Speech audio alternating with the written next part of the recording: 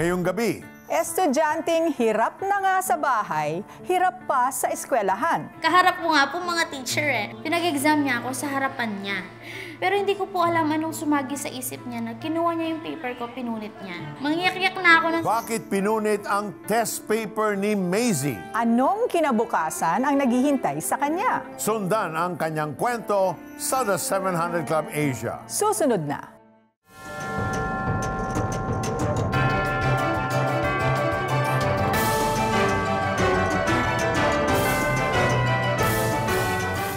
Welcome to the 700 Club Asia.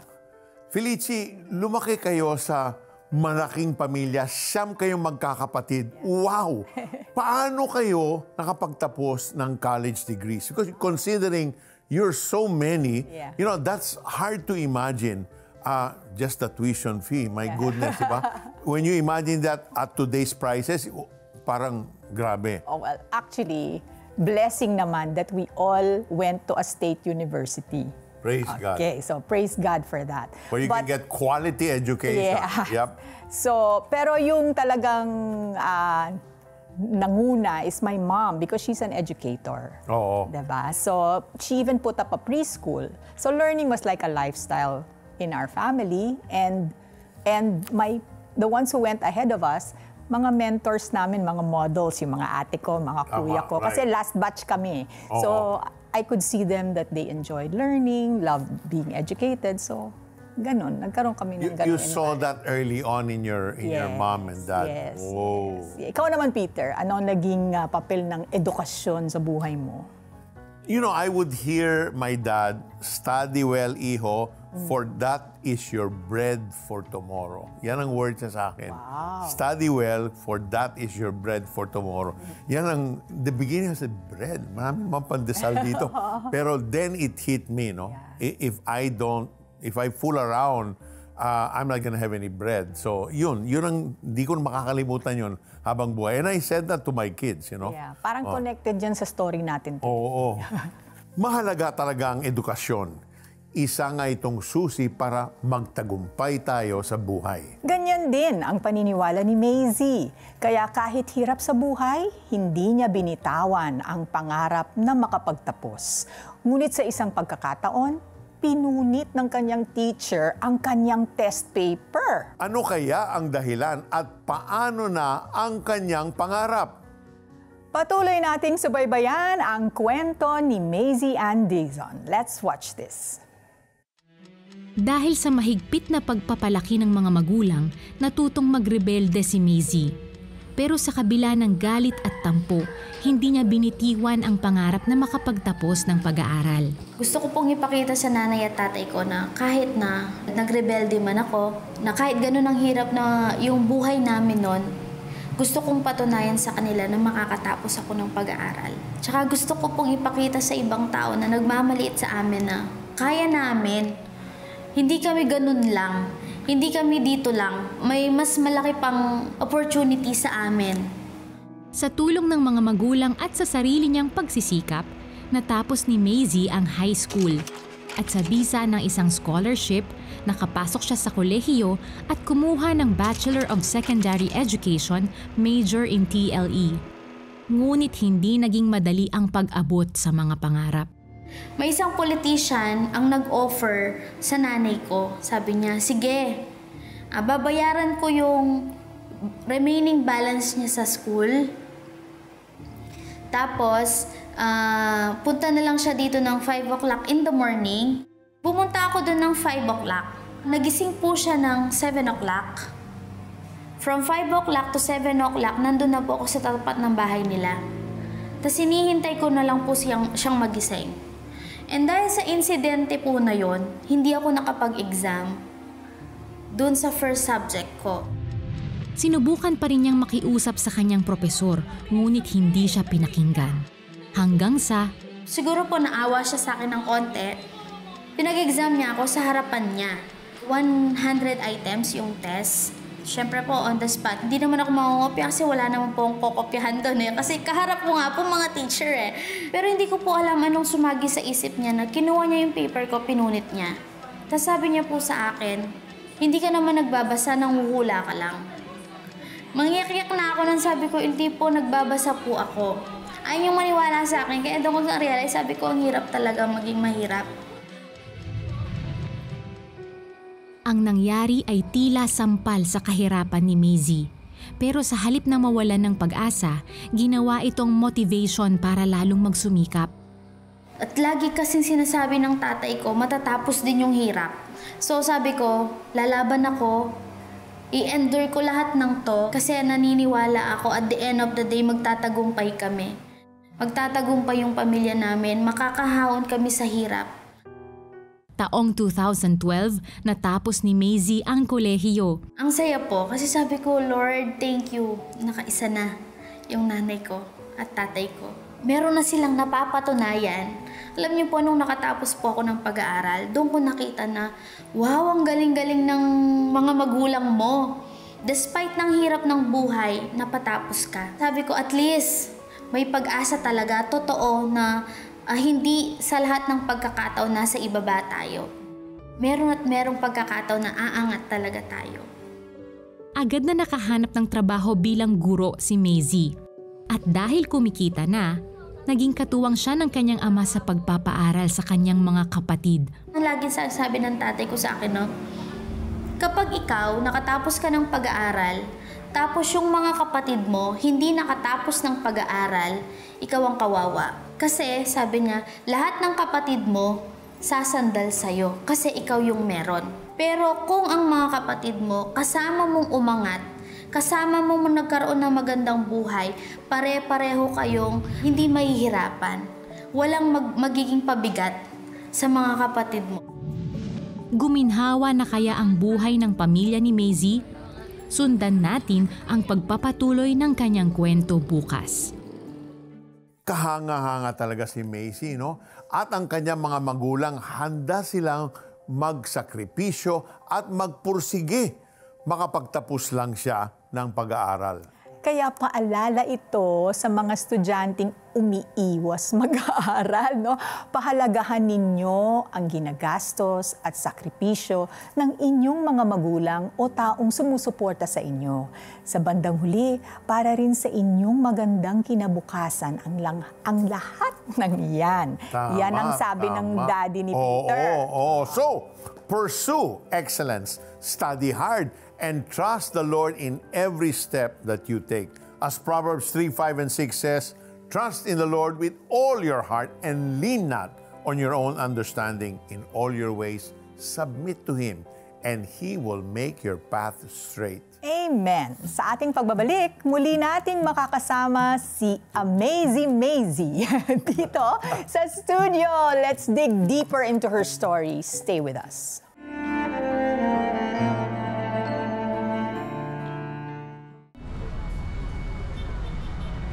Nalaman ko na lang po na may sunog. Yung puhunan ko sa hanap buhay ko, naubos na, nawala na. Pag may mga pagkain na libre, diyan pumipilang yung mga anak ko. Naging sagot sa panalangin ni Marites ang tulong na food bag mula sa Operation Blessing. Nagpapasalamat po ko sa inyo na nabigyan niyo po kami ng tulong. Salamat po, Operation Blessing. Kapag nagkakaroon ng sakuna, sa isang iglap, lahat ng pinaghirapan mo ay mawawala. Katulad ni Marites, marami pang iba ang nangangailangan ng ating tulong. Let's be the answer to our kababayan's prayers. Please consider sending a special gift today or becoming a monthly partner. Visit cbnasia.com/give or save the account details on your screen. May the Lord bless you as you give.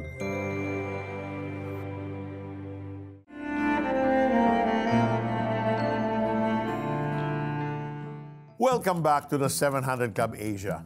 Earlier, we watched Maisy's journey, a story filled with hardship, tears, and trials, yet she never gave up. Ginawa niya ang lahat para makapagtapos at maiahon ang pamilya. Pero bakit nga ba sobrang importante sa kanya ang pag-aaral? Let's welcome back Maisy Ann Dizon as she shares more of her heart and her testimony. Welcome again, Maisy. Thank you for joining us. Thank you, yes. So Maisy, ano yung naging inspirasyon mo para ipagpatuloy ang pag-aaral kahit mahirap ang sitwasyon? Lagi pong sinasabi din ng tatay ko sa amin na wala silang pera, pero meron silang maibibigay sa amin na hindi kayang manakaw ni naman, which is the education po. Okay. So, grabe rin your dad, no? Parang talagang meron din siyang influence sa inyo, Yes. no? And she took those words to heart. Yes, Yun. yes. That's what she held on to eh. So, Macy, balikan natin ang moment na pinunit ng teacher mo. Sino ba yan, teacher? Wag na. Pinunit ng teacher mo yung paper, no?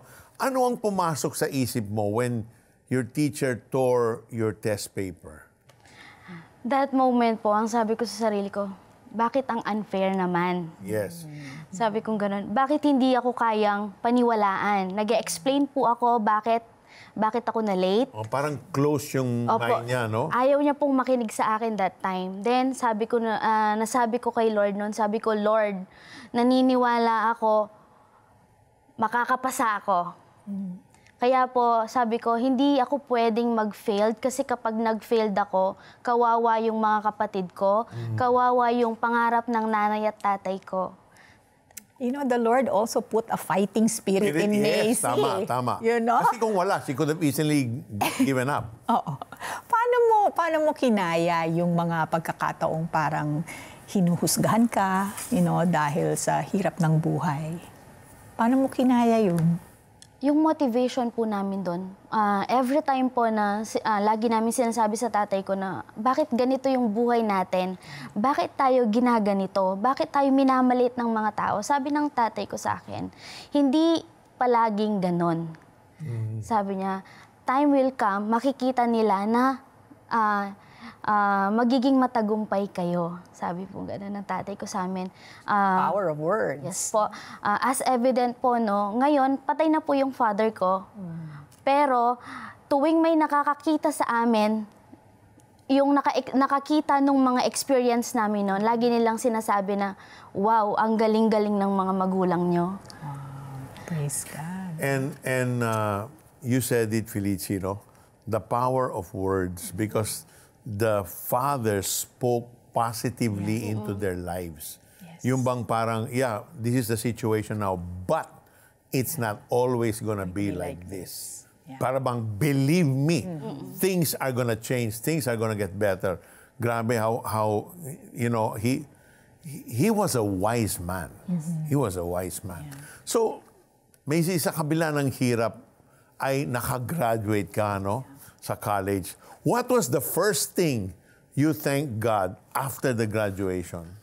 Sabi ko kay Lord, thank you, Lord, kasi this is the beginning of your promise. Grabe, I love that. The beginning The beginning of po. the promise, no? Amen. Galing talaga ni Amen. Lord. Ano ang naging reaction ng iyong mga magulang nang makita kang nakagraduate? Naku, siguro, they were so proud. Yes po.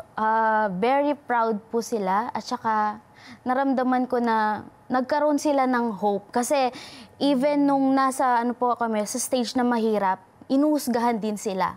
Hindi nyo kayang patapusin yung mga anak nyo. Yun po yung sinasabi ng ibang tao. Kasi mahirap lang kayo eh. Kasi construction worker ka lang. Kasi wala ka namang housewife ka lang. Ganun po. Parang ginajudge na hindi kaya yan. Ayaan mo nang mag-asawa na lang sila.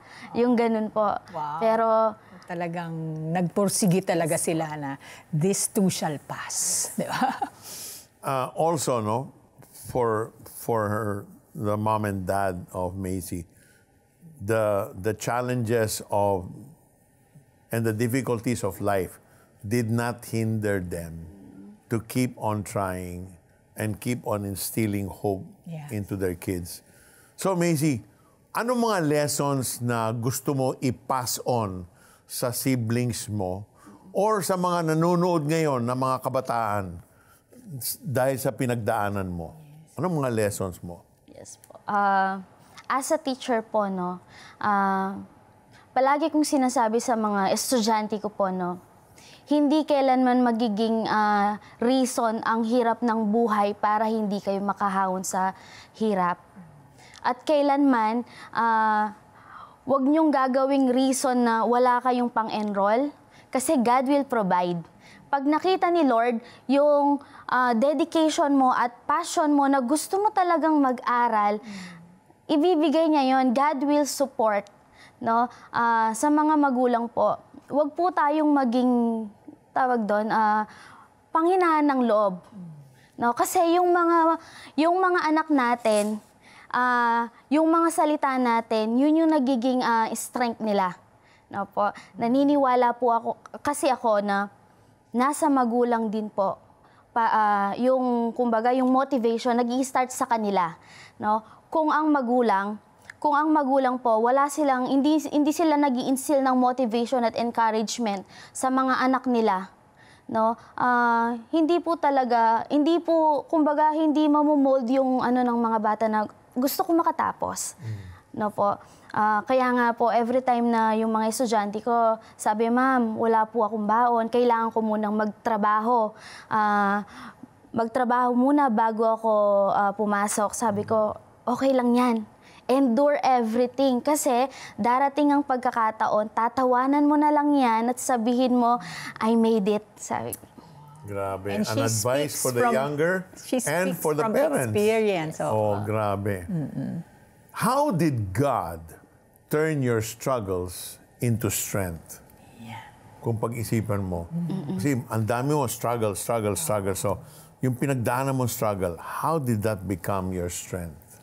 Actually, po, naging siya, parang, it's become my inspiration, motivation, na hindi lang ako ganon. Hindi lang ganon yung pwede naming makuha. Hindi lang ganon ang buhay namin. Kaya nga, sabi nga po na every time you pray for strength, God will give you more problem para maging strength ka. Para training yun. Opo. Kasi inaayos muna ni Lord yung yung character mo. Tama. Diba? Inaayos muna ni Lord yung puso mo. Bago niya po ibigay yung malaking blessing. Kaya nga po naniniwala ko, lahat ng mga pinagdaanan ko is just a preparation for a big assignment. Opo, at saka promise ni Lord sa amin. Yeah. Oo, sometimes our trials, God uses it, di ba? Para yun ang magiging testimony mo. Di ba? Kasi hindi pwedeng sabihin ng estudyante mo, hindi niyo ako naiintindihan kasi nadaanan mo eh. Correct. Di ba? So, praise God. Thank you, Maisie, for sharing your inspiring story with us. 2 araw pa lang tayo at napakarami na nating natututunan. Pero hindi pa dito nagtatapos. Mas marami pang aral at kwento ng pag-asa ang ihahatid ni Maisie. Kaya abangan ninyo. How about you, kapatid? Pagod ka na? Parang ang bigat-bigat na ng buhay? Ibigay mo yan sa Panginoon. Siya ang nagbibigay ng lakas, pag-asa, at kapayapaan sa mga taong nagtitiwala sa Kanya. Tama. Sabi nga niya sa Mateo 11:28, lumapit kayo sa akin, kayong lahat na nahihirapan at lubhang nabibigatan sa inyong pasanin, at kayo'y bibigyan ko ng kapahingahan. Hindi lamang kabigatan ang pwede nating isuko sa Panginoon, maging ang ating mga daladalang kasalanan. Kaya niya tayong tulungan, patawarin, at iahon. Kailangan lang nating manampalataya sa Kanya. Let's pray. Panginoong Diyos, salamat. Salamat sa iyong ginawa sa buhay ni Maisie, Lord. Salamat. At ikaw ay isang Diyos na mabuti at mabuti ang iyong mga plano para sa amin. Kahit anuman ang aming pinagdadaanan, Lord, pinagpapasalamat namin ito dahil tinutulak kami para makilala namin na ikaw ang aming tagapagligtas. Ikaw ang magpro-provide. Ikaw ang aming comfort. Ikaw ang aming lakas. Lord, ikaw rin ang nagpapatawad sa amin para magkaroon kami ng panunumbalik sa inyo. Lord, forgive us. Forgive us for our sins. Sa mga nagawa namin na hindi kalugod-lugod sa inyo, patawarin niyo po kami, Panginoon. At baguhin niyo ang aming pananaw. Baguhin niyo ang aming mga puso so that we will pursue what you want us to, Panginoon. Bigyan mo kami, Lord, ng lakas para hindi sumuko, Panginoon. In our weakness, may your strength be made perfect. Thank you, Father. We receive you as our Lord and Savior and the life that you promise, which is a life that is abundant. Thank you, Father. In Jesus' name we pray. Amen. Amen. Sumabay ka ba sa prayer at tinanggap si Jesus bilang Diyos at tagapagligtas? Balitaan mo naman kami. Please send us the message, "Yes, tinanggap ko si Jesus," through text or via the 700 Club Asia Facebook Messenger o comment section ng YouTube channel o tumawag sa Prayer Center para maipagdasal ka namin. Grow in your faith. Join our online Bible study group today. Just type BSG in the comment section of the 700 Club Asia YouTube channel or Facebook Messenger to receive details. Kahit gaano kadilim o gaano kasakim o gaano kasama, ang mundo may ilaw sa gitna ng dilim.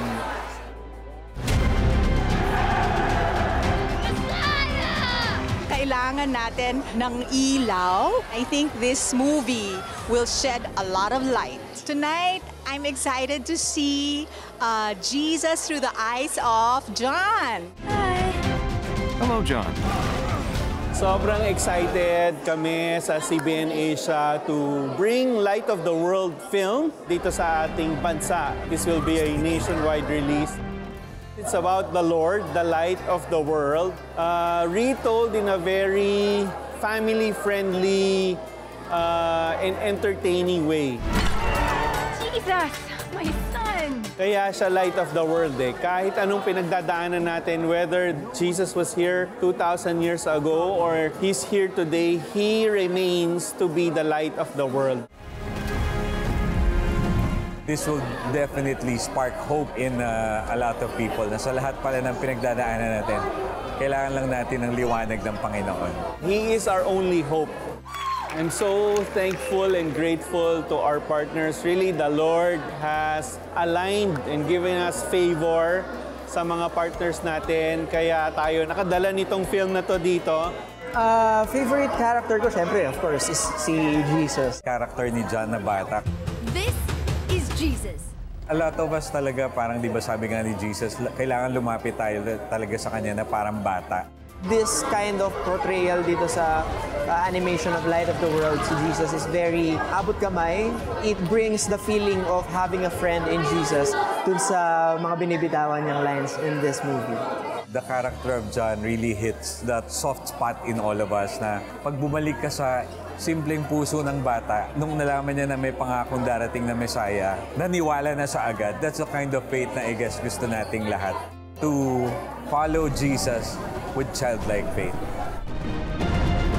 Iniimbitahan po namin kayong lahat na manood ng Light of the World. This is really a once-in-a-lifetime opportunity to come out as a whole family and enjoy a film that can transform us and our children.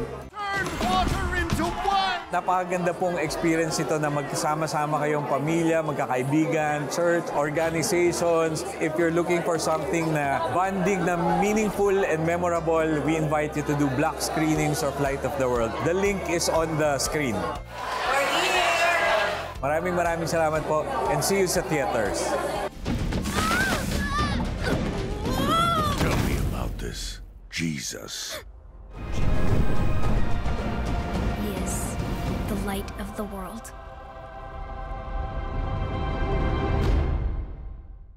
Kaya yayain na ang buong pamilya, kaklase, barkada o kaopisina to watch The Light of the World. Showing na yan this December 10, exclusively sa SM Cinemas nationwide. At sa mga kumpanya, schools o churches, pwede rin pang early Christmas gift sa inyong empleyado, students o churchmates ang iyong pag-block screening ng pelikulang ito. For more inquiries, scan the CBN Asia QR code on your screen or email gina.romero@cbnasia.org or text 0908-880-6713. Enjoy the movie and share with us your unforgettable lessons and experiences.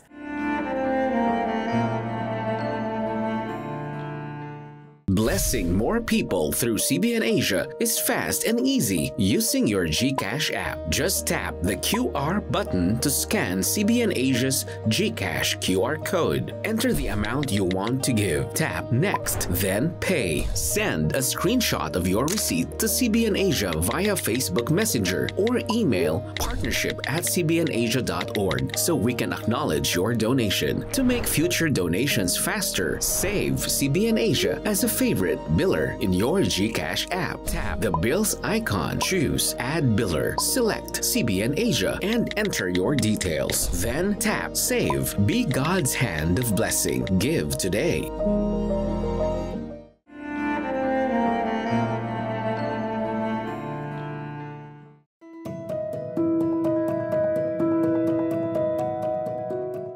Welcome to Push Pilipinas. This is where we stand with you in prayer, bringing your requests to God and celebrating every testimony of His faithfulness shared on the 700 Club Asia's Facebook and YouTube pages.